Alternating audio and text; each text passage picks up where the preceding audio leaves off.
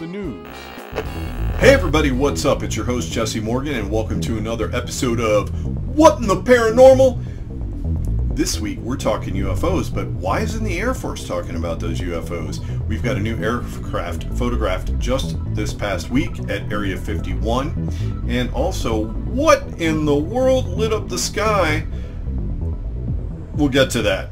So this first story relating to UAPs or UFOs, there was an interview conducted recently with the former Deputy Assistant Secretary of Defense, Christopher Mellon. There is a UAP committee that, if you didn't know, has been formed to investigate these UAPs. Within that, there's all kinds of data and information that's coming from multiple government organizations and agencies.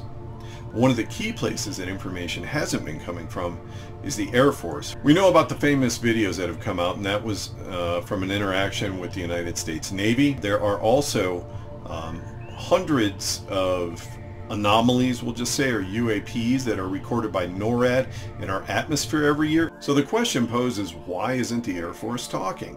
One, it could be we do not talk about that didn't happen, that didn't take place.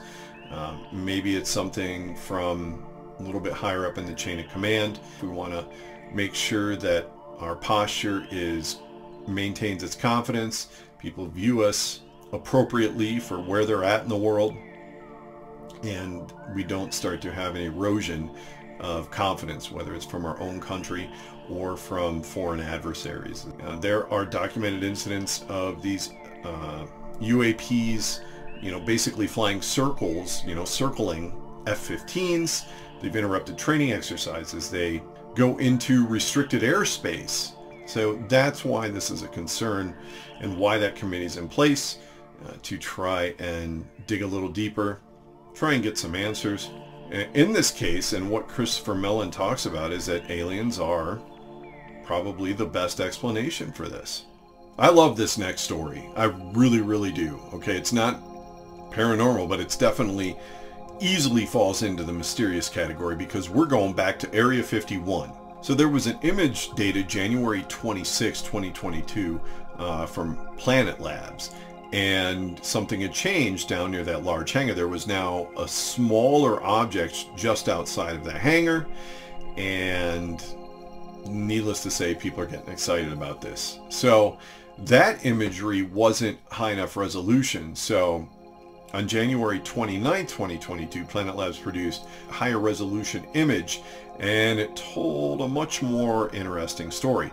What it looks like is a temporary hangar that can be set up, and the image looks like it kind of has the skeleton of that, the bars or the poles that build it to hold it up.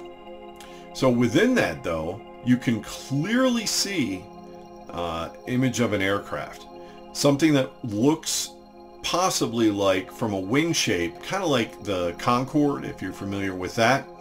And they're speculating it's about 65 feet long and 50 feet wide. But the image is clear enough where you can tell there is an aircraft in this external hangar that's been put up.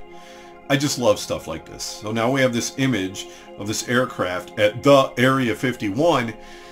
Area 51 is definitely still active. I wanted to touch on, if any of you missed it recently, but there was a record-setting lightning bolt over the United States. 477 miles. It went over 3 states. So what's interesting about this story, about this crazy lightning bolt, is that it actually occurred in 2020 and went across Texas, Louisiana, and Mississippi. Normally lightning doesn't stretch farther than, say, 10 miles, and it'll last less than a second. That broke a record that was previously set in 2018 in Brazil of just over 440 miles. It's amazing that there wasn't any significant damage or loss of life from that. It's something that is almost 500 miles long. That's it for this week. I really appreciate you taking the time to join me. So remember, folks, just keep your eyes to the sky, keep your ears to the ground, because you never know what might be coming around. Thank you. I'm your host, Jesse Morgan, with What in the Paranormal, and we'll catch you next time.